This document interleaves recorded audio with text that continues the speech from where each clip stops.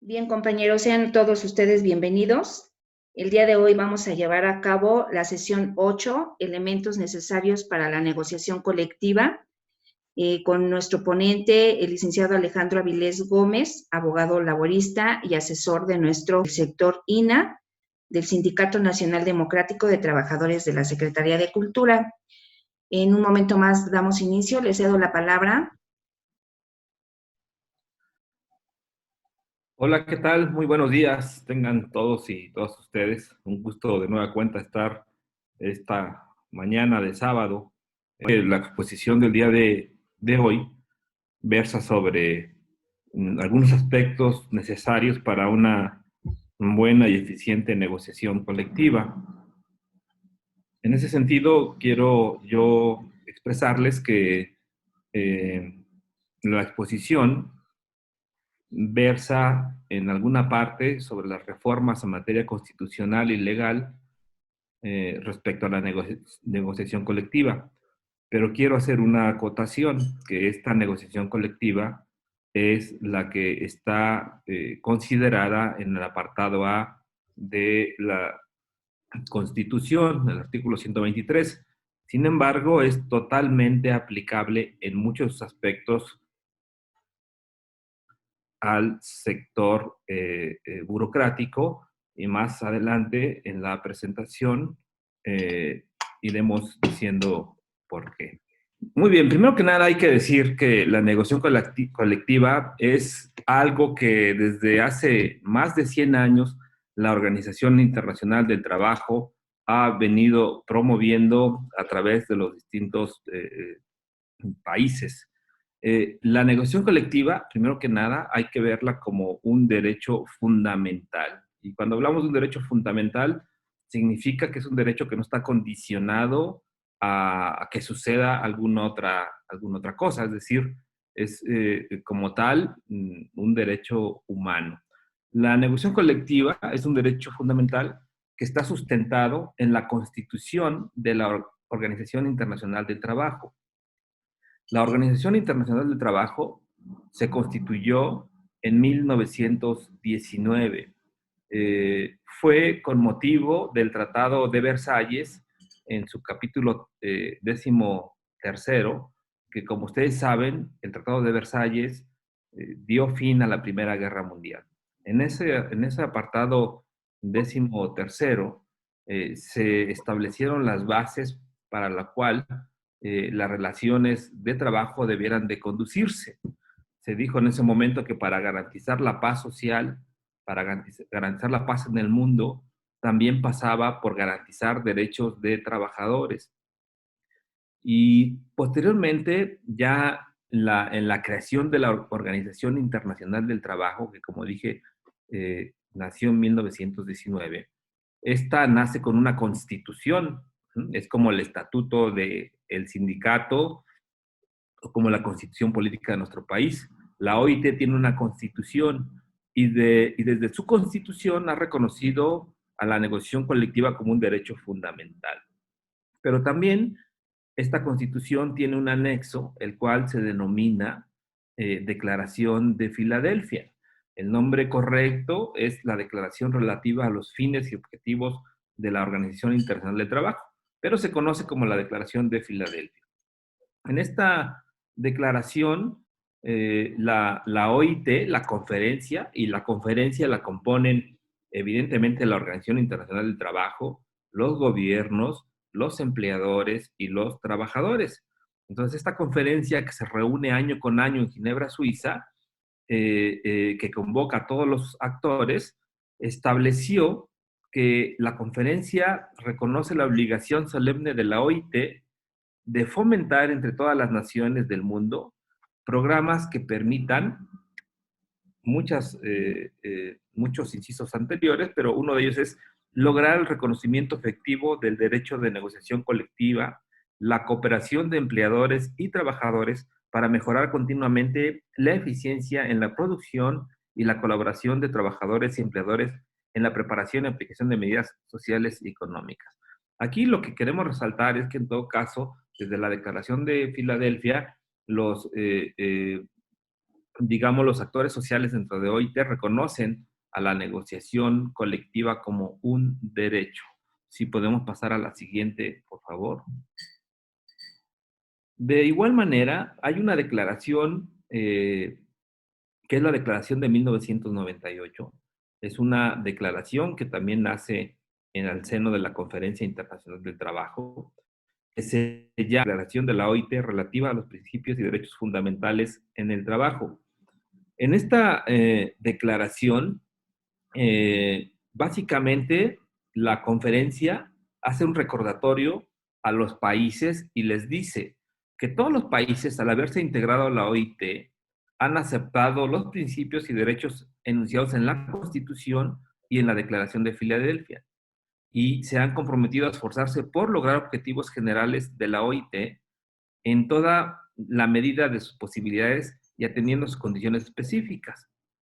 También dice que esos principios a los que se adoptaron los países, entre ellos México, evidentemente, eh, han sido expresados y desarrollados en forma de derechos y obligaciones específicos en convenio. Digamos que lo que hace la OIT y la conferencia es adoptar convenios, como el convenio 87, como el convenio 98, por ejemplo, y que algunos convenios han sido reconocidos como convenios fundamentales. La OIT reconoce a 8 convenios como convenios fundamentales, entre ellos 2, el convenio 87 y el 98. Pero también dice esta declaración que todos los miembros, todos los países, aun cuando no hayan ratificado los convenios fundamentales, tienen un compromiso de respetar, promover y hacer realidad de buena fe y de conformidad con la Constitución los principios relativos a los derechos fundamentales que son motivo de los convenios, entre ellos a la libertad de asociación, a la libertad sindical y el reconocimiento efectivo del derecho de negociación colectiva. Y entonces, nosotros tenemos 2 convenios, bueno, tenemos muchos, pero de manera particular 2 convenios ratificados, que es el convenio 87 y 98. Ustedes recordarán que el convenio 98 fue ratificado en 2018, es decir, no tiene mucho tiempo y entró en vigencia en 2019, es decir, lleva poco más de 2 años de haber entrado en vigor en nuestro país. Pero antes de eso, aunque México no había ratificado ese convenio, esta declaración que estamos haciendo mención dice claramente que aunque el país no haya ratificado el convenio, tiene la obligación de respetar, promover y hacer realidad de buena fe y de conformidad con la Constitución todos esos principios que están contenidos en dichos convenios. Si pasamos al siguiente, por favor. Bueno, los derechos fundamentales en el trabajo, ya que hablamos como a la negociación colectiva como un derecho fundamental, son valores mínimos aplicables y exigibles a todos los países independientemente de su nivel de desarrollo. Es decir, que no vale una justificación en el sentido de que un país, porque sea tercermundista, no quiera aplicar dichos valores, o porque un país, porque sea muy desarrollado, no quiera aplicar dichos valores. Y entonces, los derechos fundamentales son exigibles a todos los países en el mundo. Pero además, los derechos fundamentales en el trabajo son universales, es decir, que valen para todas las personas y por eso forman parte de los derechos humanos. Los derechos humanos no son selectivos, los derechos humanos son generales. También los derechos fundamentales en el trabajo resultan indispensables para el buen funcionamiento de la sociedad. ¿Y por qué razón? Ya decía yo que eh, el Tratado de Versalles, su apartado 13, ojalá algún día lo puedan buscar y leer un poco, no es muy grande, establece claramente que para mantener la paz en el mundo es necesario que se respeten derechos de las personas trabajadoras. Y por eso Estos derechos resultan indispensables para el buen funcionamiento de una sociedad. Una sociedad que generalmente no tiene reconocidos derechos de trabajadores es una sociedad que va a vivir en constante conflicto. Si podemos avanzar, la siguiente, por favor. Hay también convenios internacionales que hablan de la negociación colectiva. Uno de ellos es este que ya comentamos, que es el convenio 98 sobre el derecho de sindicación y de negociación colectiva. Hay que hacer una acotación que este convenio excluye a la negociación colectiva en el sector público. Sin embargo, es muy importante saberlo. Este convenio 98, que vuelvo a repetir, fue ratificado por nuestro país en 2018, eh, establece que se deben garantizar medidas de protección contra actos de discriminación antisindical, tanto en el momento de la contratación como durante el periodo de empleo, incluido en el momento de la terminación de la relación de trabajo. También dice que se deben garantizar medidas de protección contra los actos de injerencia en los asuntos internos de las organizaciones de trabajadores y de empleadores. Pero también hace referencia a adoptar medidas adecuadas a las condiciones nacionales para estimular y fomentar el pleno desarrollo y el uso de procedimientos de negociación voluntaria a fin de reglamentar las condiciones de empleo a través de contratos colectivos de trabajo. Ustedes no tienen contratos colectivos de trabajo, ustedes tienen condiciones generales de trabajo y en otra charla platicamos de la diferencia que hay entre unos y otros. En un contrato colectivo de trabajo se negocia, hay una negociación colectiva, entre comillas, vamos a ponerle auténtica. Y en las condiciones generales de trabajo, según la ley burocrática, son impuestas por la dependencia, tomando en cuenta la opinión del sindicato, pero no es lo mismo. Ahora bien, una cosa diferente es que en la vía del hecho, los sindicatos del sector público llevan a cabo una negociación colectiva. Si pasamos a la siguiente, por favor. El Convenio 87 sobre la libertad y la protección de derechos de sindicación establece el derecho de las y los trabajadores y también de los patrones, porque esto hay que decirlo también. Los convenios internacionales no solamente tienen una aplicación para los gobiernos, también son, digamos, dirigidos a empleadores y trabajadores. Los empleadores también tienen sus sindicatos. Los empleadores también se constituyen para el estudio, mejora y defensa de sus intereses, así como los sindicatos de trabajadores. Esto evidentemente no ocurre en el sector público, pero en el sector privado sí. Ahí tienen ustedes a Concamín, a Coparmex. Estos son cámaras empresariales, pero son sindicatos. Tienen una toma de nota. Acuden a las instancias tripartitas como lo es la Organización Internacional del Trabajo. Entonces, dice que los trabajadores y los patrones tienen derecho de constituir las organizaciones que estimen convenientes, sin autorización previa, así como de afiliarse, redactar sus estatutos, elegir a sus representantes, organizar su administración, no están sujetas a disolución o a suspensión por vía administrativa y tienen el derecho de constituir federaciones y confederaciones. Y esta parte es muy importante. Tal vez muchos de ustedes les debe de llamar la atención, por ejemplo, que la Secretaría de Trabajo publique algo que dice, los sindicatos tienen hasta el 31 de marzo para elegir a sus dirigencias sindicales. Y de entrada muchos nos preguntamos, ¿y eso es aplicable al sector público? Y la respuesta es no, no es aplicable al sector público. Ahora, no somos del sector público, pero somos del sector privado. ¿Y esto es aplicable a todos los sindicatos? No, tampoco. ¿A quién va dirigido? Va dirigido a aquellos sindicatos que tenían que haber renovado sus dirigencias sindicales, pero se atravesó la pandemia y no pudimos hacerlo. Y entonces, para ello, la Secretaría de Trabajo y ahora el Centro Federal de Conciliación y Registro Laboral, lo que hizo fue otorgar prórrogas. ¿Prórrogas a qué? ¿Al comité ejecutivo? No, prórroga a la toma de nota. ¿Qué quiere decir esto?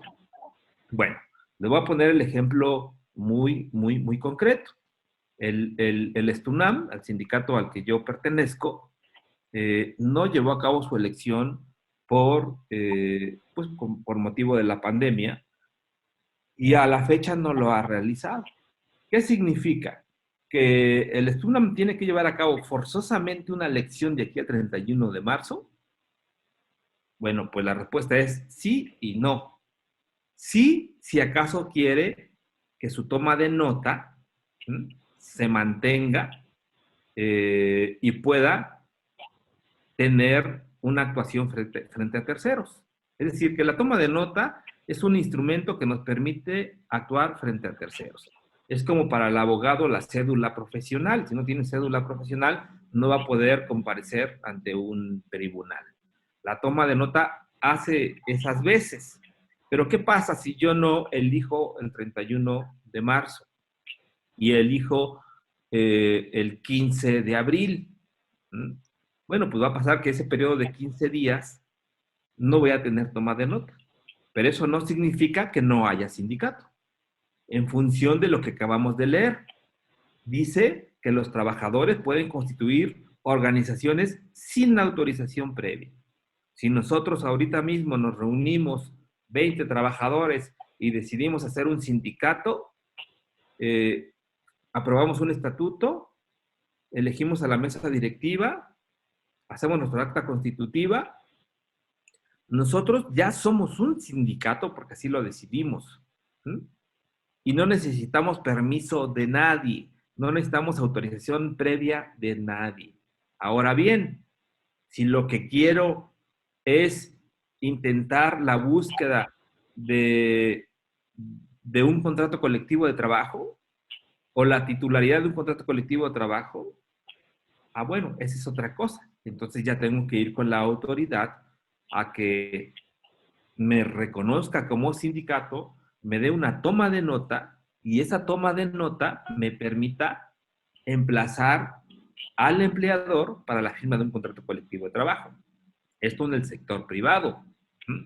O en el sector público, mi toma de nota, perdón, mi toma de nota para decirle al empleador, soy este sindicato, te conmino a que podamos llevar a cabo tal mesa de trabajo para resolver tales puntos, ¿no? Entonces, la toma de nota me permite actuar frente a terceros. Pero bueno, los trabajadores pueden tener o crear organizaciones sin permiso, sin autorización previa. Ahora bien, también se pueden afiliar quien quiera, se pueden redactar los estatutos con base en la ley sí y establecer lo que ustedes gusten, elegir a sus representantes, organizar su administración y algo muy importante, no están sujetas a disolución o suspensión por vía administrativa. Es decir, que la autoridad registral, en este caso el sector de ustedes, el Tribunal Federal de Conciliación y Arbitraje, no puede de ninguna manera disolver al sindicato o no puede suspender al sindicato, porque no se puede hacer por la vía administrativa. Para que haya una disolución o una suspensión, tiene que hacerse a través de los tribunales, tiene que haber un juicio de por medio. Y entonces este convenio 87 habla sobre la libertad sindical y la protección del derecho de sindicación, pero está íntimamente ligada con la negociación colectiva. Si podemos pasar a la siguiente, por favor. Hay otros dos convenios de la OIT que son totalmente aplicables al sector público, es decir, a ustedes. El convenio 151 y el convenio 154, que será la siguiente lámina. Estos van dirigidos al sector público. Quiero adelantarles que el Estado mexicano no ha ratificado dichos convenios. Y bueno, pues no los ha ratificado porque eso implica muchas obligaciones por parte del Estado mexicano, obligaciones que no está dispuesto a realizar. Y en ese sentido es que estos convenios, el 151, regula la protección del derecho de sindicación de los empleados públicos, las facilidades que deben concederse a las organizaciones de empleados públicos, la protección contra actos de discriminación antisindical o de injerencia. El convenio promueve la negociación colectiva de los empleados públicos. Y aquí retomamos lo que yo les comentaba hace un momento. En el apartado A del artículo 123 existe una negociación colectiva reconocida de manera expresa. En el apartado B del 123 constitucional y desde luego su ley reglamentaria, no está reconocida la negociación colectiva de manera expresa. Pero eso no significa que ustedes no lleven a cabo negociación colectiva. Por supuesto que la llevan a cabo cuando año con año llevan a cabo la revisión de sus convenios de prestaciones de manera bilateral. Eso es negociación colectiva. Más allá de que la ley no lo establezca de manera expresa, ustedes constantemente llevan a cabo negociación colectiva de facto. ¿Sí? Y eso es muy importante. Entonces, el convenio, dije, promueve la negociación colectiva de los empleados públicos o cualesquiera otros métodos que permitan a sus representantes la participación en la determinación de las condiciones de empleo. Es decir, si no le quieres llamar negociación colectiva, porque me dices tú que eso no existe, si no quieres llamarle negociación colectiva a la firma o depósito de una CGT o su modificación, bueno, de todos modos tienes que convocarme como organización sindical, tienes que pedir mi opinión como organización sindical y yo, organización sindical, tengo o trataré de incidir en que las condiciones de empleo sean las mejores para los agremiados. Dispone también que los conflictos deban solucionarse a través de la negociación entre las partes o mediante procedimientos independientes e imparciales como la mediación, la conciliación y el arbitraje que brinden confianza a los interesados. Fíjense ustedes, yo les pregunto y no me contesten o contesten ustedes mismos. En la negociación colectiva, o más bien en la normatividad aplicable a ustedes como sector, INA, ¿les tienen reconocido todo esto? La posibilidad de que puedan incidir para establecer las condiciones de empleo. ¿Hay disposiciones que permitan que los conflictos se solucionen a través de la negociación o mediante otros procedimientos o como la mediación o procedimientos imparciales e independientes? Pues la respuesta ustedes la tendrán, pero a lo mejor sí, pero no será la generalidad. Eso no aplica a todos los trabajadores del sector público en el país. Y entonces, evidentemente que el gobierno de México, pues no ratifica este convenio. Yo siempre he dicho que la bandera de los sindicatos del sector público debe ser la exigencia del Estado mexicano de la ratificación del convenio 151, que no forma parte de los derechos fundamentales. Si pasamos a la siguiente, por favor. Está también el convenio 154, que es un convenio que está, digamos, agarrado del convenio 151. Y este convenio 154 versa sobre la negociación colectiva.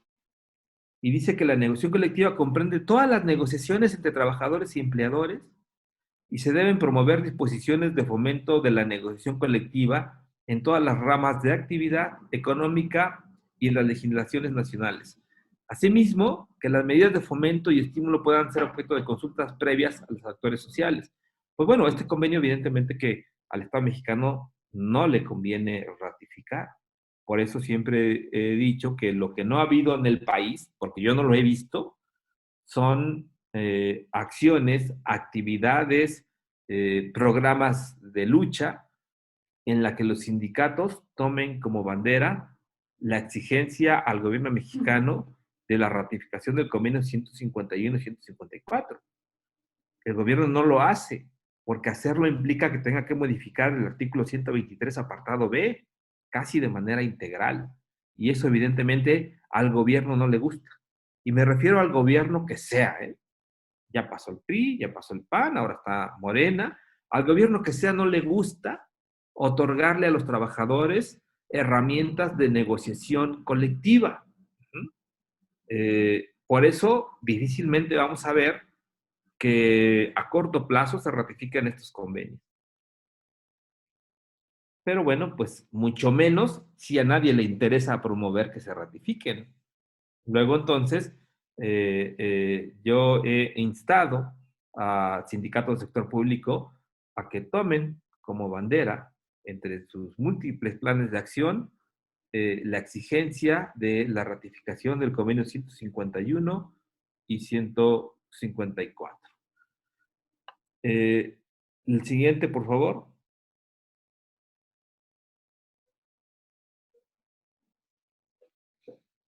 Bueno, ahora vamos a ver las disposiciones constitucionales y como ustedes pueden ver en la lámina, nos referimos al apartado A del artículo 123. Pues bueno, ustedes saben que la Constitución fue modificada en 2017. Uh-huh.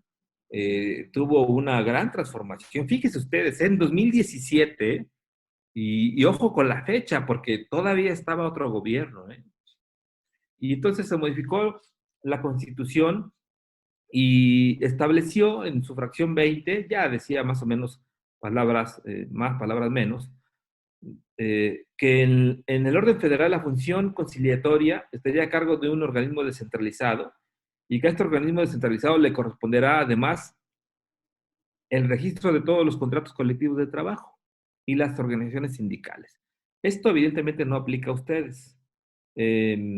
Y ahora este organismo descentralizado lo conocemos como Centro Federal de Conciliación y Registro Laboral, que está aquí en la carretera Picacho a la Jusco.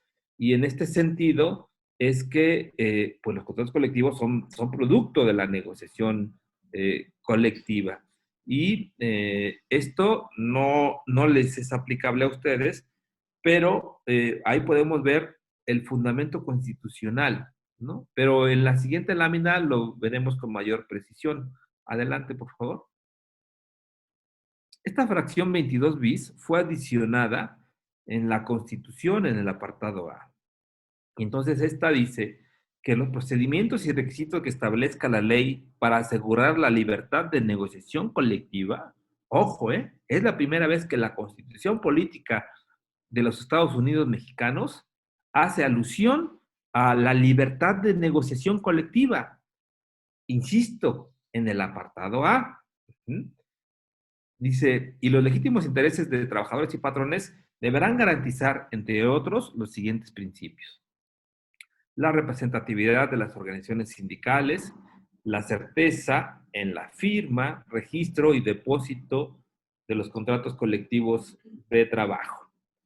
Pero además, dice esta fracción adicional a la Constitución, que para la resolución de conflictos entre sindicatos, la solicitud de celebración de un contrato colectivo de trabajo y la elección de dirigentes, el voto de los trabajadores será personal, libre y secreto. Ustedes saben que ahora la Constitución y la ley obliga a que todos los dirigentes sindicales, todos los comités ejecutivos, sean electos por esta vía. Y más adelante la ley reglamentaria, que es la Ley Federal del Trabajo, lo recogió. Y que esta ley, cuando se publicó el 1 de mayo de 2019, recogiendo estos principios del voto personal, libre, directo y secreto, que fue publicado el 1 de mayo del 19, también en esa misma fecha se publicó una modificación a la Ley Federal de los Trabajadores al Servicio del Estado, el cual hace referencia a que los dirigentes sindicales de los sindicatos del apartado B, es decir, ustedes, deban elegirse a través del voto personal, libre, directo y secreto. Pero aquí lo que queremos resaltar en esta lámina es que la Constitución por primera vez habla del reconocimiento de la libertad de negociación colectiva. Esto es algo muy, muy, muy importante. Eh, si podemos pasar a la siguiente, por favor. Bueno, ¿qué dice la Ley Federal del Trabajo? La Ley Federal del Trabajo tiene un artículo muy bonito, que es el artículo segundo. Dice que las normas de trabajo tienden a conseguir el equilibrio entre los factores de la producción y la justicia social. La ley burocrática dice otra cosa. Porque en la ley burocrática no hay factores de la producción, es el gobierno mismo. Dice, así como propiciar el trabajo digno o decente en todas las relaciones laborales. ¿Por qué dice trabajo digno o decente? Bueno, hasta 2012 únicamente decía trabajo digno. Pero el término de trabajo decente es un término que establecido por la Organización Internacional del Trabajo. Es un término que se ajusta más a todos los países del mundo. Entonces, por eso se habla de repente de trabajo decente. Nuestra ley decía trabajo digno, pero por eso ahora dice digno o decente. Pero luego dice que se entiende por trabajo digno o decente aquel en que se respeta plenamente la dignidad humana del trabajador. Es decir, el trabajador no es una cosa, no es un artículo de comercio. El trabajador es una persona con dignidad. Y hablar de dignidad humana, pues aquí no nos vamos a parar en ello porque son conceptos filosóficos muy profundos que nos llevarían aquí horas y horas y del cual yo no soy experto. Entonces, también dice que en el trabajo digno o decente no existe la discriminación por origen étnico o nacional, género, edad, discapacidad, condición social, condiciones de salud, religión, condición migratoria, opiniones, preferencias sexuales, ¿no? Antes la ley únicamente decía preferencias, como que tenía mucho miedo, ¿no? Como que el legislador le daba escozor hablar de manera expresa de preferencias sexuales. Ahora establece claramente que no debe haber discriminación por preferencias sexuales o estado civil, se tiene acceso a la seguridad social y se percibe un salario remunerador, se recibe capacitación continua para el incremento de la productividad con beneficios compartidos, ¿m? Y se cuenta con condiciones óptimas de seguridad e higiene para prevenir riesgos de trabajo. Como ven, es un artículo muy bonito y aunque no es parte del tema de los elementos para la negociación colectiva, bueno, sí es, pero de manera indirecta, lo quise comentar con ustedes porque me parece algo de suma importancia. Pero la parte que sí es, digamos, acorde a nuestro tema del día de hoy, es este párrafo que dice, el trabajo digno y decente también incluye el respeto irrestricto de los derechos colectivos de trabajadores. Es decir, que donde no se respeta el derecho colectivo de los trabajadores, pues ahí no hay trabajo digno decente. Si no se respeta la libertad de asociación, es decir, que yo me pueda reunir, constituir con quien yo quiera y cuando quiera, pues también estamos hablando de que no hay trabajo digno decente. Cuando se violenta la autonomía sindical, pues estamos hablando que no hay trabajo digno decente. Pero muy importante, habla del derecho de huelga y de contratación colectiva. Es decir, que el trabajo digno decente también tiene un alcance colectivo, también tiene un alcance incluso al derecho de huelga, también como un derecho de los trabajadores y del derecho de contratación colectiva. Es decir, que cuando somos un grupo de trabajadores y tenemos a un empleador al frente y, y, y este no quiere firmar un contrato colectivo de trabajo, pues bueno, pues a lo mejor no querrá, pero eso no significa que nosotros no tengamos derecho de poder hacerlo. Y entonces, pues no nos están haciendo un favor cuando emplazamos a huelga por la firma de un contrato colectivo de trabajo. Si no, vamos a la siguiente, por favor. Ahora, también en la Ley Federal del Trabajo, que es Ley Federal del Trabajo, se incluyeron algunas líneas. Ya estaba establecido las provisiones de los patrones o sus representantes. Eh, Decía ya la ley que queda prohibido a los patrones o a sus representantes obligar a los trabajadores por coacción o por cualquier otro medio a afiliarse o a retirarse del sindicato o agrupación que pertenezcan o que voten por determinada candidatura. Uh-huh. Eso mismo sucedió en Silao, Guanajuato, uh-huh, en donde la planta de General Motors, en dicha entidad, pues tuvieron un problema de que no legitimaron el contrato colectivo. Ese problema, este tema en particular es largo, no, nada más lo voy a comentar superficialmente. Y después desconocieron el contrato colectivo, después había 4 sindicatos y ellos debían en una votación interna, votar para ver cuál era el sindicato mayoritario y tuvieran posibilidad de solicitar un contrato colectivo al patrón. Uh-huh. Y en ese sentido es que ganó uno de los sindicatos, uh-huh, pero ahí el patrón trató de incidir para que quien ganara, no le resultó, pero trató de incidir para que quien ganara fuera el sindicato con el que se siente a gusto, con el que se siente cómodo, con el que puede llegar a acuerdos sin que le resulte muy oneroso. ¿Sí? Pero lo que se agregó en 2019 fue lo siguiente. Dentro de esa prohibición, así como cualquier acto u omisión que atente contra su derecho a decidir quién debe representarlos en la negociación colectiva. Y eso es lo que pasó. Los trabajadores iban a decidir quién iba a representarlos en la negociación colectiva. Y bueno, ahí trató el patrón de involucrarse. No pudo, pero bueno, es una prohibición que también establecida en la ley, que también hace referencia a la negociación colectiva. Si la pasamos a la siguiente, por favor. Bueno, eh, esto es muy importante. Esto está en el apartado A, insistimos, pero ¿por qué no ir pensando que esto transite también al apartado B?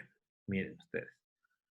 El artículo 153K dice que la Secretaría de Trabajo, en conjunto con la Secretaría de Economía, van a convocar a patrones, a sindicatos, a trabajadores, a instituciones académicas, para que éstas constituyan el Comité Nacional de Concertación y Productividad. Y este comité tendrá un carácter consultivo y auxiliar del Ejecutivo Federal y de la planta productiva. Y entonces este comité de productividad y concertación tiene distintas, digamos, atribuciones. Primero que nada, tiene que reunirse por lo menos cada 2 meses. Y en eso estoy por hacer una solicitud vía transparencia para que nos indiquen en el año pasado cuántas veces se reunieron. Pero miren, ¿cuáles son esas atribuciones? Fíjense, realizar diagnósticos respecto de los procedimientos de legitimación y depósito de contratos colectivos de trabajo y su impacto en la productividad de las empresas. Pero algo importante es que dice, asimismo, emitir propuestas para promover la negociación colectiva. La negociación colectiva es algo que tiene que promoverse. Yo les pregunto, si fuera mala la negociación colectiva, ¿se promovería esta? Evidentemente que no. Solo que históricamente en nuestro país la negociación colectiva se ha visto como un instrumento de extorsión por parte de los sindicatos hacia el empleador. Y esto es así porque durante muchos años hemos tenido contratos de protección patronal. ¿Mm? En la Ciudad de México, hasta hace un par de años, el 95% de los emplazamientos a huelga terminaban en un desistimiento. ¿Por qué? Porque estos sindicatos de papel finalmente lo que querían era dinero del empleador, recibían dinero del empleador y se desistían del emplazamiento a huelga. Hace poco todavía me tocó conocer de uno de ellos. Ya no me pude involucrar más para conocer más de este caso, pero era un claro emplazamiento a huelga porque era a todas luces una extorsión. Entonces, lo que quiero hacer es solicitar vía transparencia a la Secretaría de Trabajo y Previsión Social y a la Secretaría de Economía que nos digan cuántas veces se reunió el año pasado este Comité Nacional de Concertación y Productividad y que nos digan cómo o qué propuestas han surgido de ahí para promover la negociación colectiva, ¿no? Estoy seguro que no ha de haber, pero bueno, vamos a darles el beneficio de la duda. Pasamos a la siguiente lámina, por favor.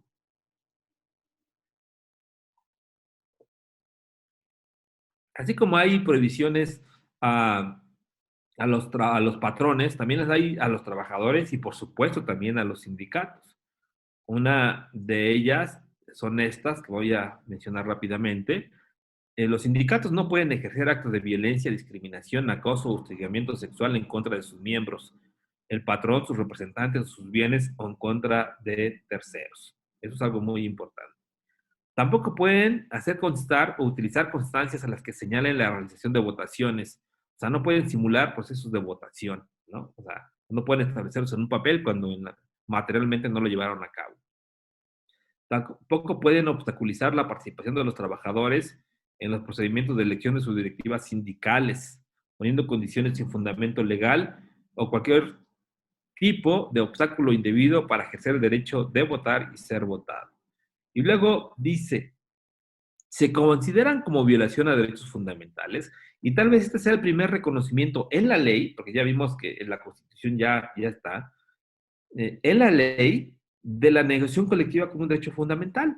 Dice, se consideran como violación a derechos fundamentales a la libertad sindical y de negociación colectiva las hipótesis contenidas en las fracciones 4, 6 y 7 del presente artículo. Por eso las colocamos en esta lámina, ¿no? Entonces, eh, eh, se violan los derechos fundamentales de libertad sindical y de negociación colectiva, por supuesto que se hace y de manera constante, pero aquí lo que yo quiero resaltar de esta lámina es que la propia ley reconoce a la negociación colectiva como un derecho fundamental.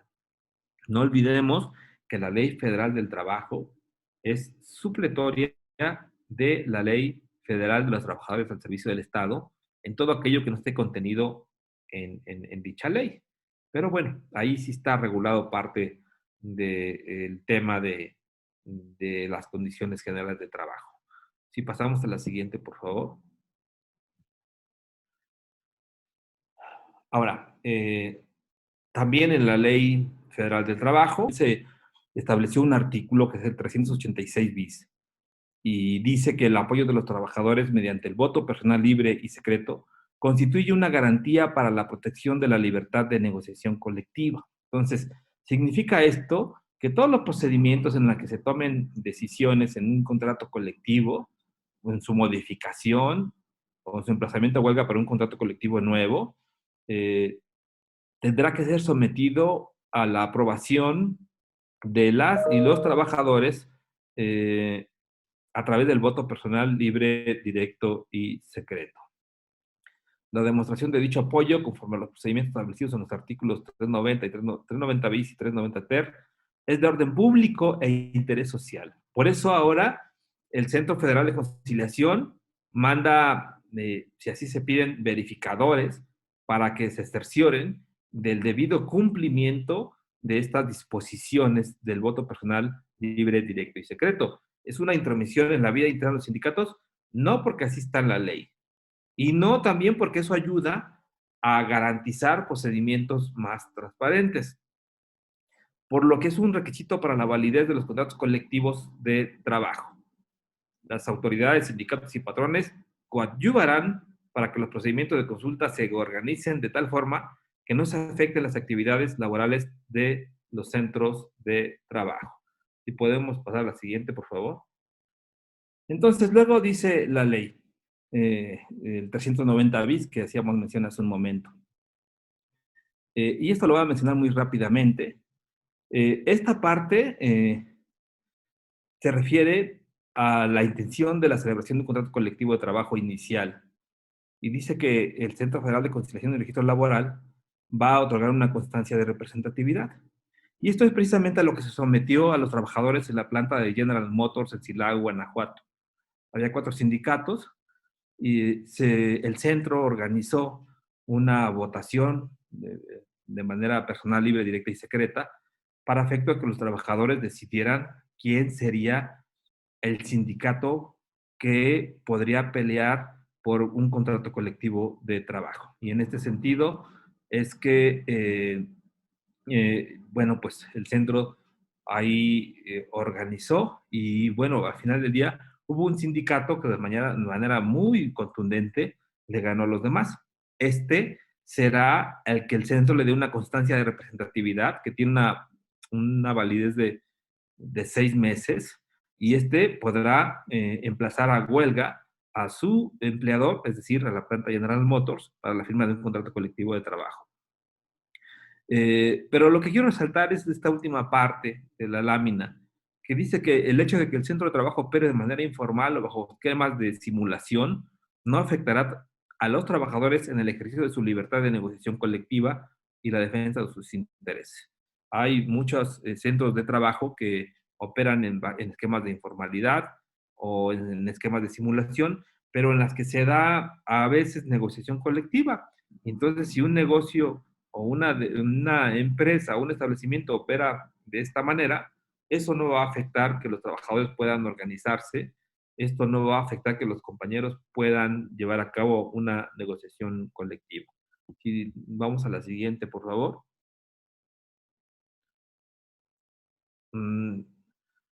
Esta es para un contrato colectivo inicial. Mm, Dame un segundo. O un convenio de revisión. Y aquí el tema es que esto hace referencia a lo siguiente, que cuando vamos a revisar un contrato colectivo de trabajo o a negociar un contrato colectivo nuevo, el Centro Federal de Conciliación y Registro Laboral va a verificar que su contenido, el contenido del contrato, sea aprobado por la mayoría de los trabajadores, en voto personal libre, directo y secreto. Y entonces, una vez que ya se tiene un proyecto de contrato colectivo, se va a someter a los trabajadores y estos van a votar si deciden ¿m? Aceptar el convenio en sus términos ¿m? Y se pueda autorizar para su firma, o se podrá ejercer el derecho a huelga en caso que se haya promovido el emplazamiento, o los trabajadores podrán decidir también si quieren prorrogar o ampliar el periodo de prehuelga con el objeto de continuar con la negociación. Y bueno, pues ahora los trabajadores son a los que se les empodera. Insisto, esto está en el apartado A, pero son motivo de nuestra charla. La siguiente, por favor. Bueno, este es un tema que no vamos a comentar porque ustedes saben que en el apartado A, ahora la conciliación es una instancia antes de irse a juicio obligatoria. Entonces, si alguien no agota ese procedimiento, no puede irse a la demanda. Pero también dice claramente que hay aspectos que no pueden irse a la conciliación. Y aquí viene una lista de ellos que no lo voy a leer, pero me voy a detener en una fracción. Que no se puede ir a la conciliación cuando se trata de conflictos referentes a la tutela de derechos fundamentales y libertades públicas, tales como la libertad de asociación, libertad sindical y el reconocimiento efectivo de la negociación colectiva. En esos casos, como trabajadores, no podemos ir a esta instancia prejudicial obligatoria. Insisto, tendría yo que hablarles en qué consiste la reforma laboral, qué es el Centro Federal de Conciliación y Registro Laboral, por qué ahora hay que conciliar de manera obligatoria. Bueno, conciliar es un decir, ir a una audiencia de conciliación no significa conciliar. Significa que van a agotar un procedimiento y pueden o no conciliar. Pero ahora, si ustedes tienen un familiar que no es del sector público y es despedido y quiere demandar, primero tiene que ir al centro de conciliación para que citen al empleador y los conminen a un arreglo conciliatorio. Pero el patrón puede decir que no, el trabajador puede decir que no, entonces les dan ya una constancia que los acredita haber agotado esa instancia y con esa constancia pueden irse a juicio. Y en el juicio tienen que también acreditar o exhibir dicha constancia. Sin esa no se puede llevar a cabo ningún procedimiento. Pero aquí lo que dice es que están exceptuados aquellos casos donde se vulnere la libertad sindical y el reconocimiento efectivo de la negociación colectiva. Si pasamos al siguiente, por favor.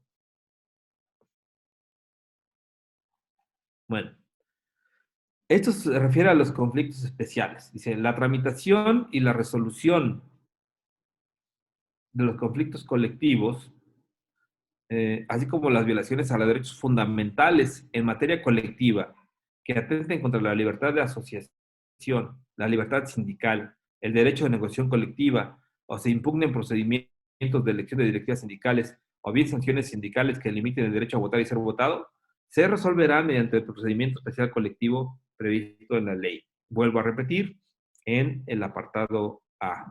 Si podemos pasar a la siguiente, por favor.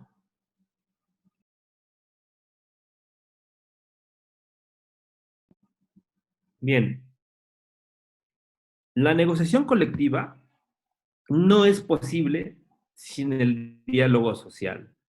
Ambas están tomadas de la mano. La negociación colectiva es un mecanismo fundamental del diálogo social.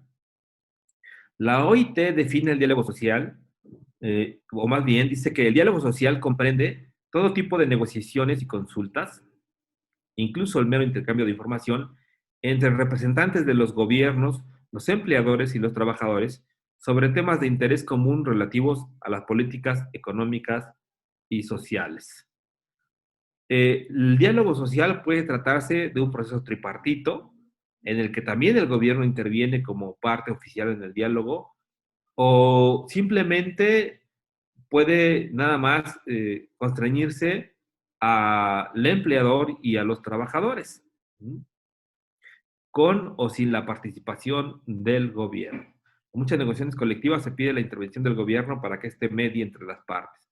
Muchos prefieren hacerlo solos, pero el diálogo social es importantísimo. El diálogo social implica el cruce de información, el estar en la apertura de sentarse en una mesa a ver cuáles son los pros, los contras, el contexto de una negociación colectiva. Entonces, el diálogo social es algo que si no está presente, no se tiene muchos resultados. Ustedes han escuchado seguramente eh, el conflicto de Notimex, ¿no? Esta agencia del Estado, agencia de noticias del Estado mexicano, en el que tienen, como es un organismo descentralizado, tienen un contrato colectivo, emplazaron a huelga. De hecho, en estos días van a cumplir 2 años en huelga. Y digamos que ahí el patrón es el gobierno mismo. Bueno, llevan 2 años. Se han acreditado múltiples violaciones por parte de la empresa y no ha pasado nada. El jefe directo, el jefe directo de la directora de Notimex es el presidente de la República y no ha pasado nada. Ahí no hay diálogo social. Y este diálogo social es indispensable para la resolución de los conflictos. Ahí no ha sucedido y el problema no tiene para cuándo. La siguiente, por favor. ¿Cuáles son las condiciones que permiten el diálogo social? Bueno, primero que nada tiene que haber organizaciones de trabajadores y empleadores sólidas e independientes. Es decir, que en el diálogo social debe de privilegiarse, digamos, que se cuente con sindicatos fuertes, independientes. Porque si son sindicatos débiles, si son sindicatos afín al gobierno, al fin al empleador, pues no va a haber un diálogo social con capacidad técnica y el acceso a la información necesaria para participar en el diálogo social. La voluntad política y el compromiso de todas las partes interesadas. Esto es indispensable, ¿no? Porque si nos vamos a sentar, pero no tengo yo la más mínima intención de llegar a acuerdos, pues eso es una simulación, eso no es diálogo social. El respeto de los derechos fundamentales y la libertad sindical y la negociación colectiva. O sea, las partes tienen que saber que la libertad sindical y la negociación colectiva es algo que debe de respetarse. Si esto no sucede, pues no habrá diálogo social. Un apoyo institucional adecuado. Y este apoyo institucional a veces lo debe de propiciar el Estado, el gobierno. En algunas veces esto no sucede. Y eso es lamentable en algunos casos, como en el caso de Notimex, que son compañeros que llevan 2 años en huelgas, en pandemia, con terremotos, con lluvias, con soles, con fríos, con enfermos, con despidos, sin tener un ingreso para llevar a su casa, etcétera, etcétera, etcétera. Y esto es lamentable, es triste que por la ausencia de diálogo social, un conflicto se prolongue por tanto tiempo como lo es este conflicto.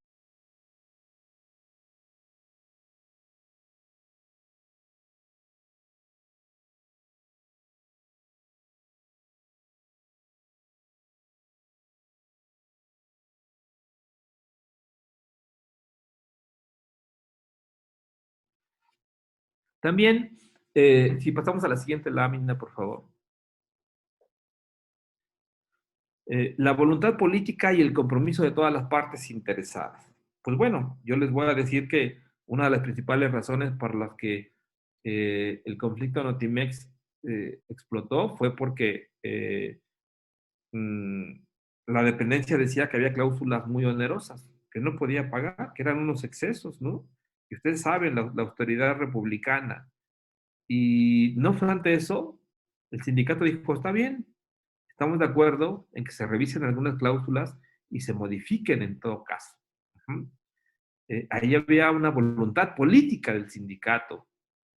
Sin embargo, eso no bastó a la agencia de noticias. No quiso, no había voluntad política y no hay voluntad política para que este conflicto se resuelva.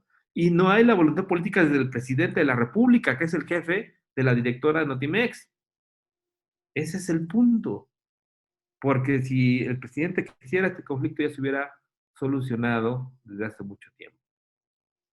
El respeto de los derechos fundamentales de la libertad sindical y la negociación colectiva. Insisto, los patrones también tienen derechos colectivos. Bueno, si ya lo vimos, un apoyo institucional que no hay. A la siguiente, por favor. A través del diálogo social y la negociación colectiva, los empleadores y sus organizaciones y los sindicatos pueden convenir salarios justos, condiciones de trabajo adecuadas. Además, constituye la base del mantenimiento de buenas relaciones laborales. Entre las cuestiones que abordan habitualmente en los programas de negociación figuran los salarios, el tiempo de trabajo, la formación y capacitación profesional, la seguridad y la salud del trabajo y la igualdad de trato. Y ustedes llevan a cabo negociación colectiva, aunque estén en el apartado B, y no lo digo de manera despectiva, así como aunque estén, digo porque el apartado B simplemente acota la negociación colectiva, ustedes llevan a cabo una negociación colectiva día a día y eso es muy importante. Si pasamos a la siguiente, por favor. El objetivo de la negociación colectiva es establecer convenios colectivos en el que se regulen las condiciones de empleo de un determinado grupo de trabajadores. La CGT del INA, ¿qué dicen? Estas serán revisadas cada 2 años a partir de la petición que haga el sindicato. Bueno, evidentemente que siempre se buscan las mejores condiciones. Si el sindicato promueve una revisión de la CGT, es porque busca mejores condiciones hacia los trabajadores. En los convenios colectivos también se pueden regular los derechos y responsabilidades de las partes en relación al empleo, lo que permite asegurar que las industrias y lugares de trabajo imperen condiciones armoniosas y productivas. Además, potenciar el carácter inclusivo de la negociación colectiva y los convenios colectivos es un medio esencial para reducir la desigualdad y ampliar el ámbito de la protección laboral. Y esto es así porque en una CGT, en un contrato colectivo, se establecen las condiciones que van a establecerse para todos los trabajadores por igual, ¿no? Y esto permite que no haya brechas como existen en nuestro país, brechas salariales, por ejemplo, que hombres sigan ganando más que las mujeres, por ejemplo. Usted tiene un tabulador y eso aplica para hombres y mujeres. Y esto es correcto. En nuestro país, la brecha salarial es más o menos el 20%. En muchos de los casos, los hombres siguen ganando eh, eh, mucho más que una compañera trabajadora que realiza el mismo trabajo. Si vamos a la siguiente lámina, por favor. Pasos para llegar a la negociación colectiva. El sindicato mayoritario. Y ese es el que tiene la posibilidad de ir a la negociación. Elaboración de la propuesta de negociación. Ya lo consultamos con los trabajadores, ya nos autorizaron, ya enriquecieron nuestra propuesta. Realizar la asamblea para la aprobación del proyecto de convenio y la selección de la comisión negociadora. Esto cuando hablamos de un contrato colectivo, que las condiciones generales de trabajo datan de los años 80 y antes no existía la Secretaría de Cultura. Y entonces, ahora, pues esos ya no valen, ¿no? Pues espérame tantito, ¿cómo que no valen? Primero que nada, el decreto de creación de la Secretaría de Cultura estableció en su artículo tercero transitorio que las condiciones laborales de las y los trabajadores deben de respetarse. Entonces, la información es importante. Debemos de tener claridad del contexto en el que se desarrolla nuestra negociación. Si se lleva en un contexto en donde hay un gobierno, en donde su política se basa en que los trabajadores tengan mejores condiciones laborales, pues a lo mejor ahí decimos, pues de aquí somos, ¿no? De aquí vamos a presentar sendas propuestas para la negociación. Pero si sabemos que estamos en un gobierno que no tiene ni para medicamentos para los hospitales, que implementa una política de austeridad, que nos impone ciertos códigos de ética, que nos quiere limitar en los aguinaldos, etcétera, etcétera, etcétera, pues bueno, cuidado también con lo que pido, ¿no? Porque sé que de antemano no me lo van a dar. La comunicación con las bases es fundamental. Y eso habla de una buena dirigencia, el que las bases estén en conocimiento de todo lo que se lleva a cabo en una negociación.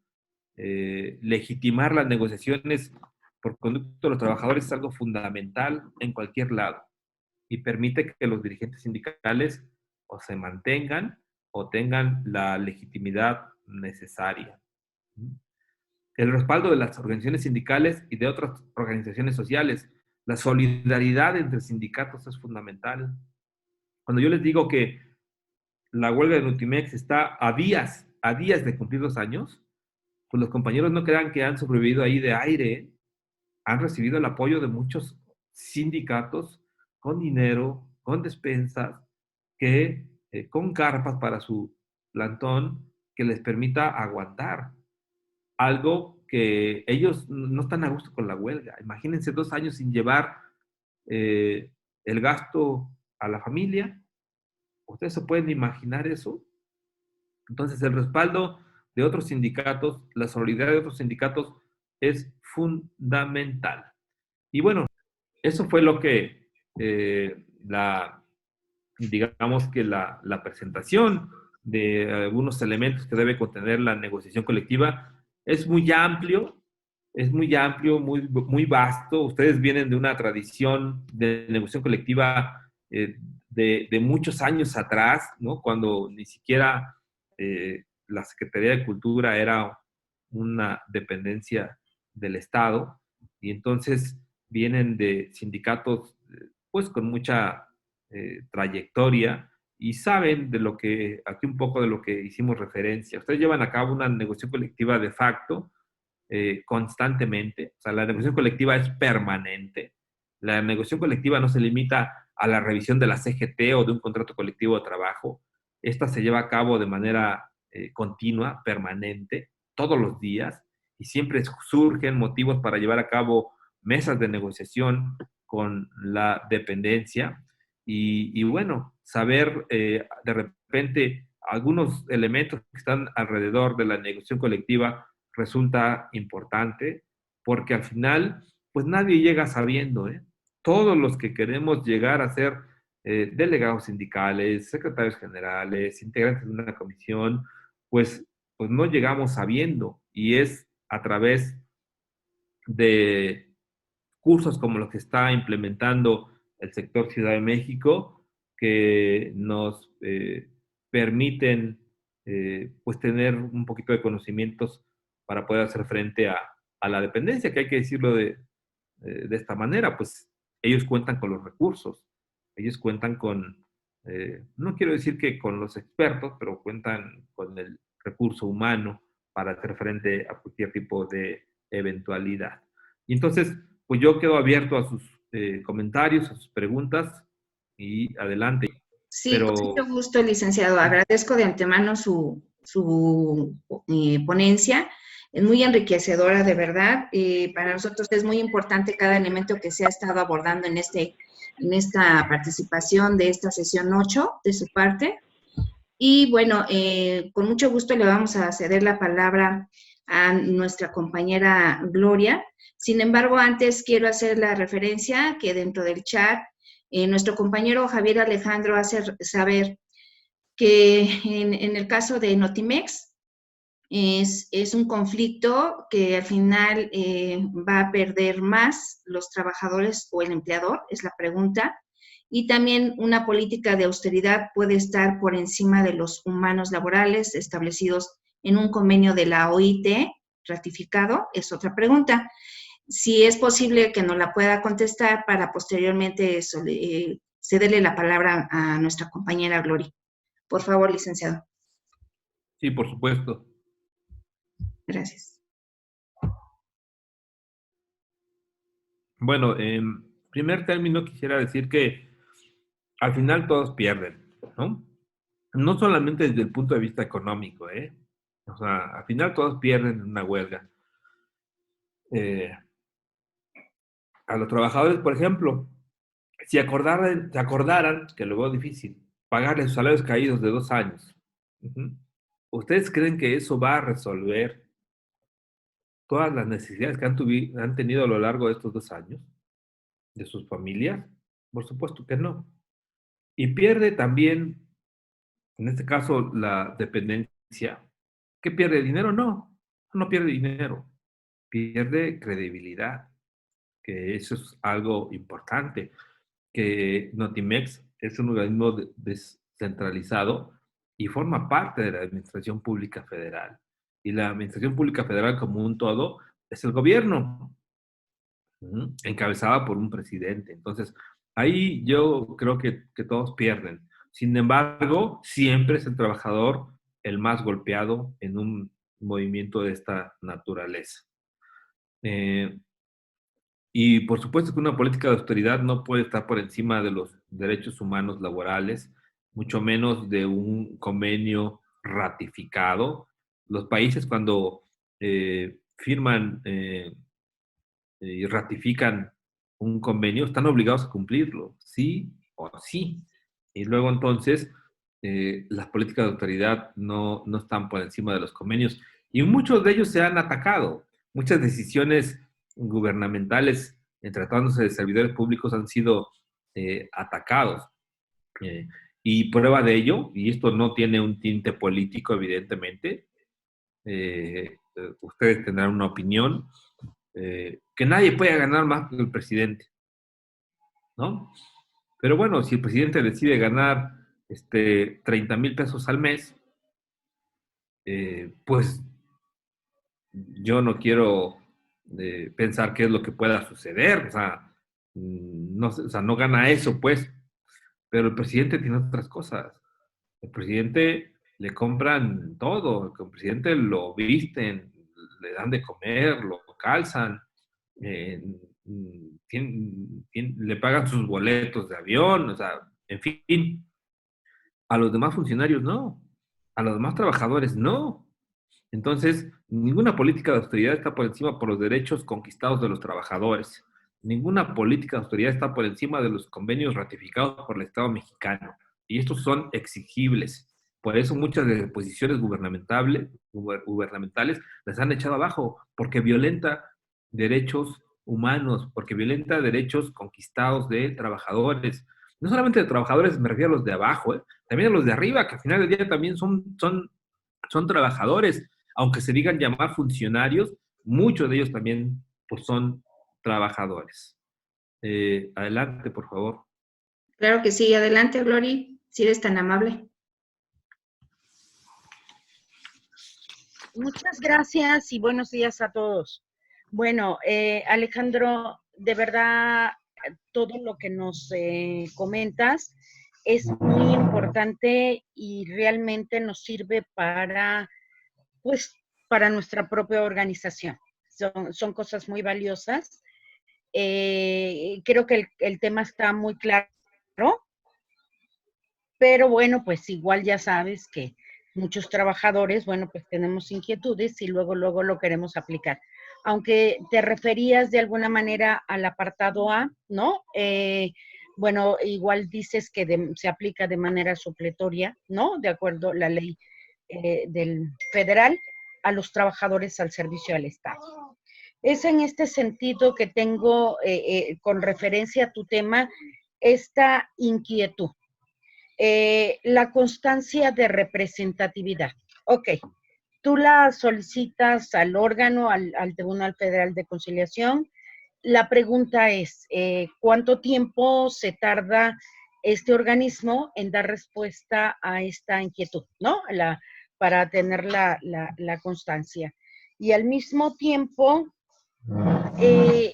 supongamos, sin conceder, que ya está la constancia de mayoría, pues, ¿no? De acuerdo a la reforma, está obligado a, digamos, a negociar con los demás sindicatos minoritarios o gremiales de la misma institución, el contrato colectivo, que en este caso, pues, son nuestras condiciones generales de trabajo, ¿no? Así de concreto, esto en cuanto al tema, pero perdón, igual otras inquietudes, ¿no? Hablabas tú de que hay, nosotros, bueno, estamos conformados por nuestro comité sectorial, pero al mismo tiempo abajo pues tenemos 32 secciones o 31, no sé en qué quedaron, pero bueno, que al final de cuentas también toman decisiones y pueden llegar a acuerdos, eh, digamos, internos. Eso me queda muy claro, pero bueno, ¿qué pasa en el caso cuando nuestro representante en la parte sectorial toma decisiones violatorias a los derechos de los trabajadores? Tiene la posibilidad no solamente de recurrir bueno, de acuerdo a nuestro estatuto, a la Comisión de Garantías y Transparencia, sino en un momento dado, bueno, si escala el problema ante el tribunal. Esa es otra pregunta. Pero ¿qué pasa? Y discúlpame, esa es mi inquietud, si esta situación no es acatada por esta persona y sigue fungiendo. O sea, ¿qué paso sigue en este sentido? Perdón, te tenemos que aprovechar porque tu tiempo es para nosotros, bueno, tu presencia, tu guía es muy valiosa. Perdón por tantas preguntas. Gracias, Alejandro, y muchas felicidades.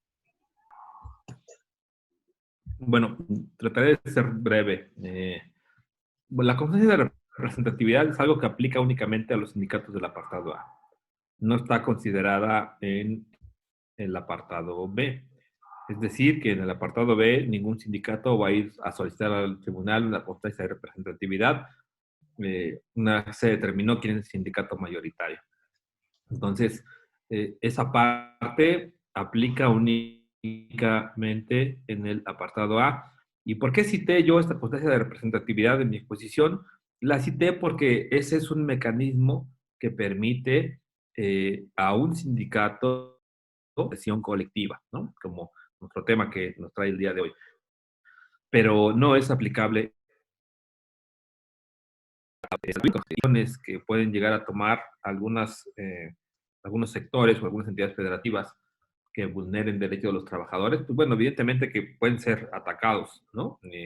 Depende de qué derecho se haya vulnerado y si es un derecho colectivo o un derecho individual, si se considera que hay una vulneración a un derecho, aun cuando lo haya aprobado el sindicato, pues bueno, es susceptible de atacarse en el tribunal para pedir su nulidad, dependiendo de qué derecho, evidentemente, ¿no? ¿Qué pasa con los compañeros que son sujetos a un procedimiento y al final hay una resolución de destitución y estos no acatan y siguen fungiendo como tal? Bueno, aquí lo primero que hay que tener claridad es que debe haber en los estatutos un procedimiento en donde se respeta el derecho de audiencia del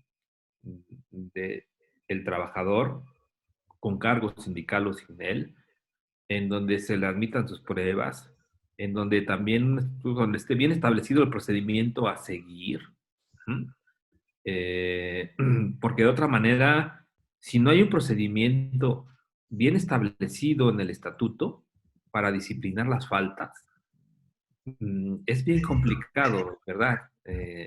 Es algo que se puede caer en el tribunal si el trabajador acude a él, pero también es importante que si hay alguna destitución, pues bueno, finalmente, eh, eh, cuando hay una destitución se tiene que notificar pues al máximo órgano de decisión o a los secretarios generales a efecto de que estos le hagan sabedor a la dependencia de que hay alguien que ya no va a fungir como tal. No tenemos por qué explicarle a la dependencia que fue destituido, porque hizo, porque no hizo, que porque además la dependencia eso no se le debe de interesar.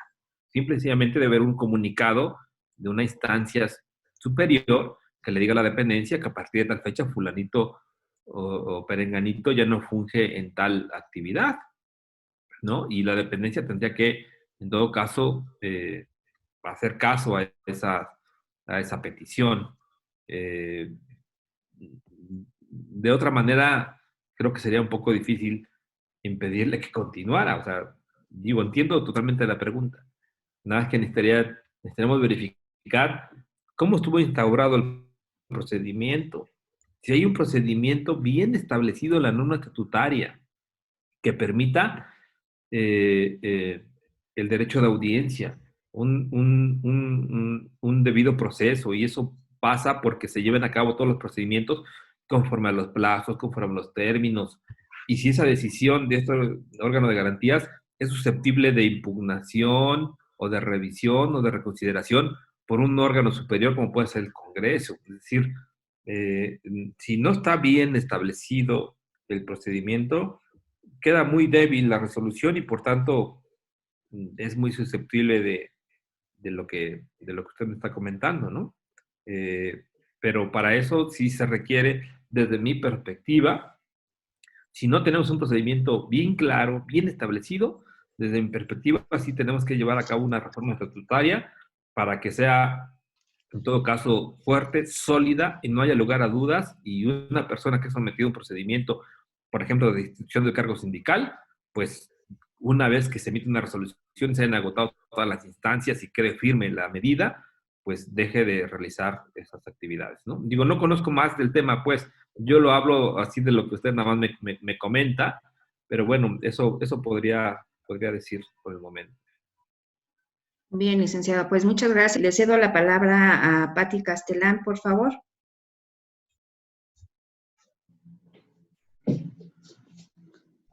Sí, bueno, sabemos, gracias, perdón, licenciado, por toda esta información que nos da. Nos enfoca mucho a muchas cosas de las que ya ejercemos valorar estas cosas y otras que pues tendremos que ajustar. Y en ese sentido me llamó la atención efectivamente la parte de la legislación que usted nos acaba de informar sobre el apartado A, pero también en su ponencia indicó, bueno, hay que trabajar en hacerlo para aplicar al apartado B. Entonces mi pregunta es, ¿cuál es el camino? ¿Cuál es el camino que desde su punto de vista es el correcto? O bueno, no correcto, sino el que se debe de recorrer para que seamos favorecidos ya legalmente por, por esta legislación. Sabemos efectivamente que dentro del INAH pues tenemos unas condiciones pues más favorables en ese sentido y que hemos ejercido muchas cosas, pero ¿cuál es el camino que usted considera, si es que tiene que haberlo? Porque, bueno, usted mencionó que tenemos que trabajar en ello, entonces, ¿cuál sería el camino? Eso primero. Y finalmente, la parte de la conciliación. A mí me parece, dice que en esta parte de la legislación es obligatoria la conciliación. A mí me parece que es un principio del derecho fundamental, ¿no? Conciliar en el término de dialogar en el momento en que hay un ilícito o algo fuera de la ley, se tiene que señalar y se tiene que dar parte a quien lo comete como a quien lo está cometiendo, porque si no es en ausencia, o sea, también se comete un ilícito, se deja en indefensión a las personas. Entonces, con respecto a esto, la conciliación obligatoria legalmente, ¿cómo se puede dar? Porque hay muchos casos en nuestro instituto que quizás en este momento no, pero de lo que yo conozco en otro tiempo atrás, sí se iban en automático ya a conciliación y arbitraje.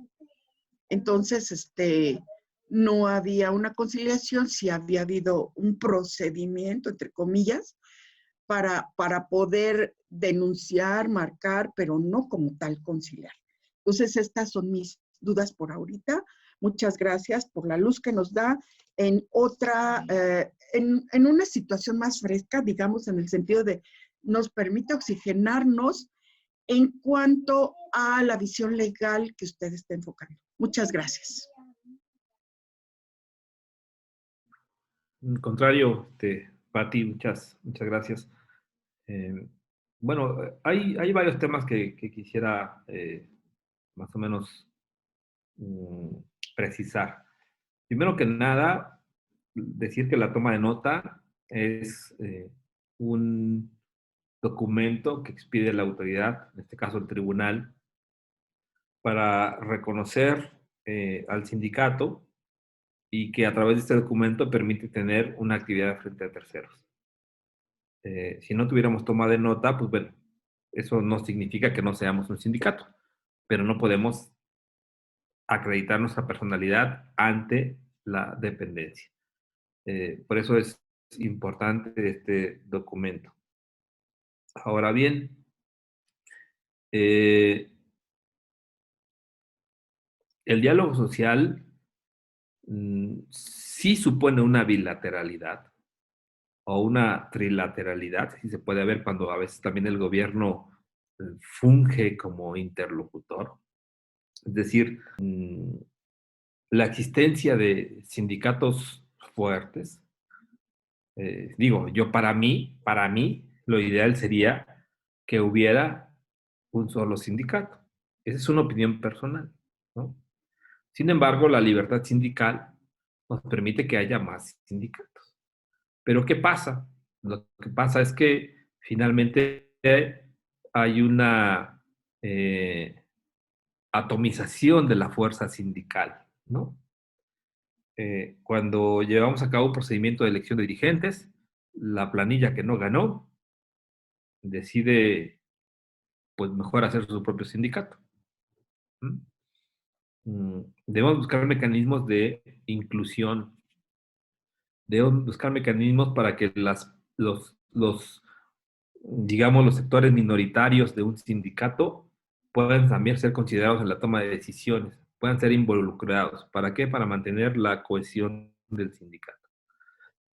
De otra manera, nos presentamos a este fenómeno. La autoridad tiene obligación de dialogar con todos.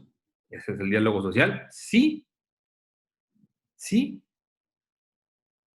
pero va a negociar o tiene que negociar las cuestiones colectivas con el sindicato mayoritario. Sí. Y con el sindicato minoritario, ¿qué? Pues tal vez llegará a acuerdos respecto a los derechos individuales de sus agremiados.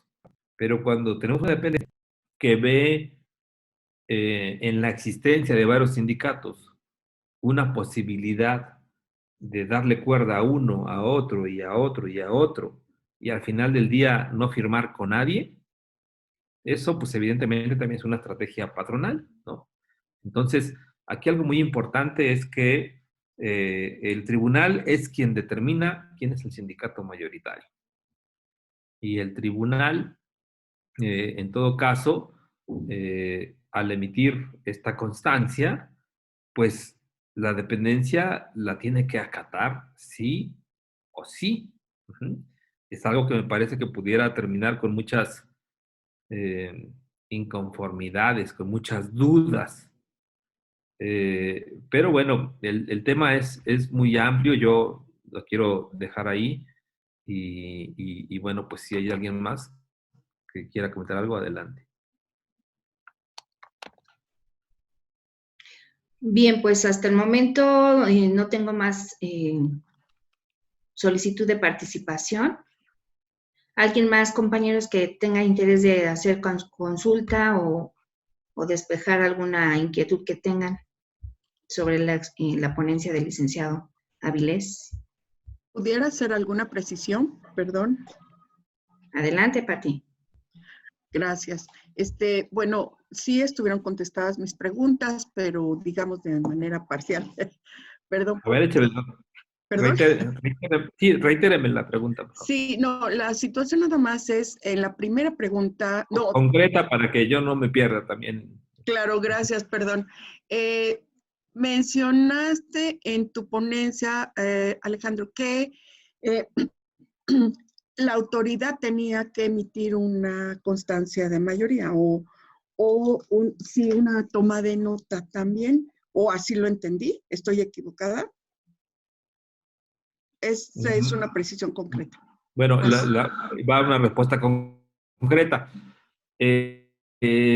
Bueno, la compañera Gloria hablaba de la constancia de representatividad. Yo dije que era única y exclusivamente aplicable en el apartado A.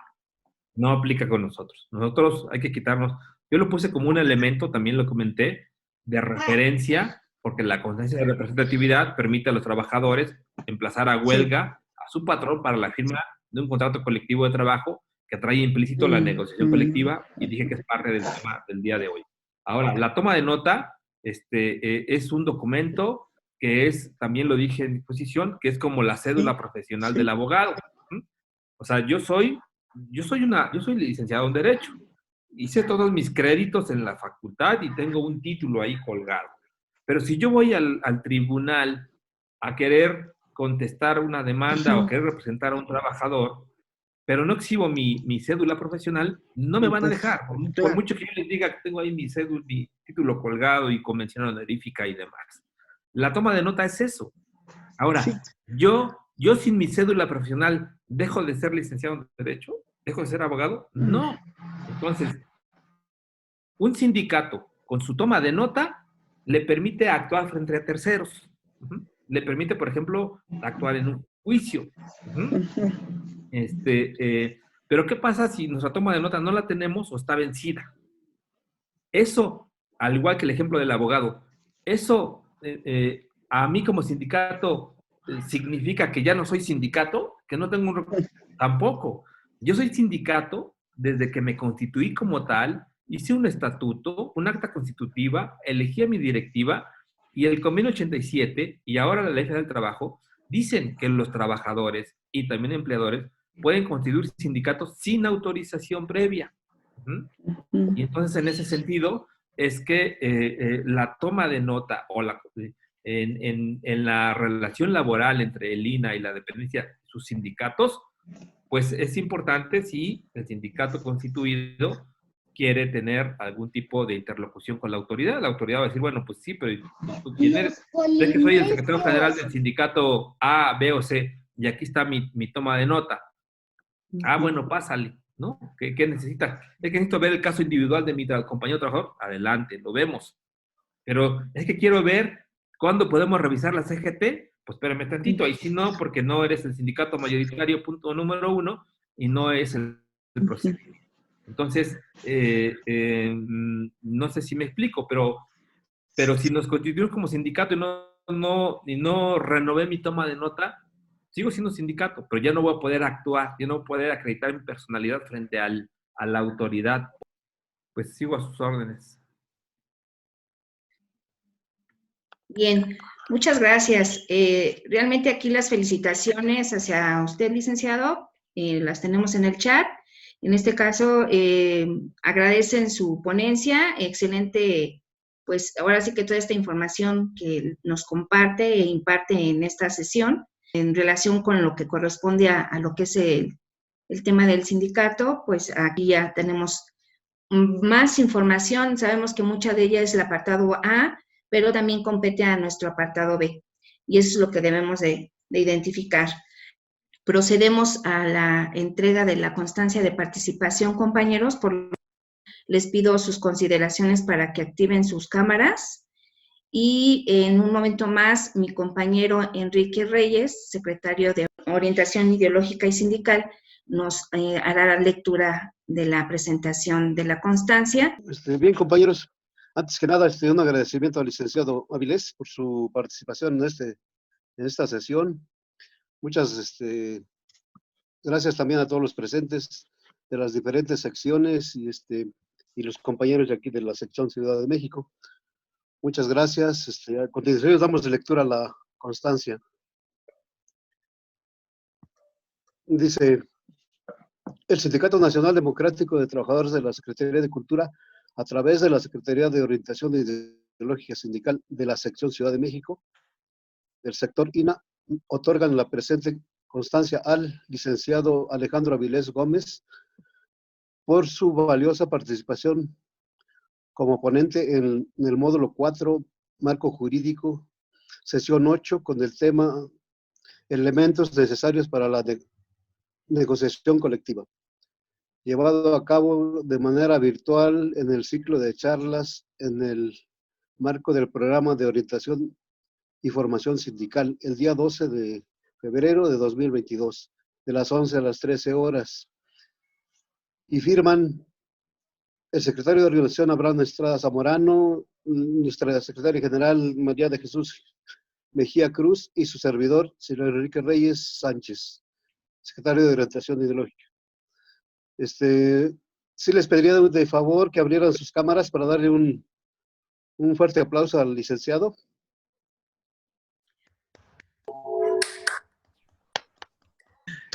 Un aplauso fuerte para el licenciado. Gracias, compañeros. Al mismo tiempo queremos darle una sorpresa al licenciado Avilés. Es un detalle que tenemos ahora sí como de agradecimiento. Es esta pieza reproducción del INAH que a través del Instituto Nacional de Antropología e Historia la hemos obtenido para otorgársela como símbolo de agradecimiento, le decía.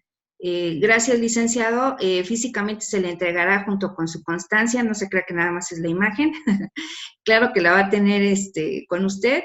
Y bueno, agradecemos una vez más su disposición, su calidad humana, que nos comparta sus conocimientos y que haya estado con nosotros en este ciclo de charlas. Muchas gracias por su presencia. Muchas felicidades y un aplauso una vez más.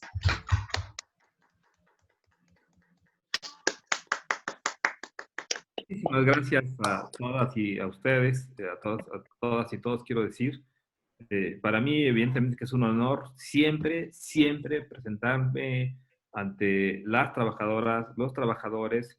Es finalmente algo que de toda la vida a mí me ha llamado la atención. Es decir, en mi calidad de abogado, generalmente me he inclinado por el sector de la clase trabajadora.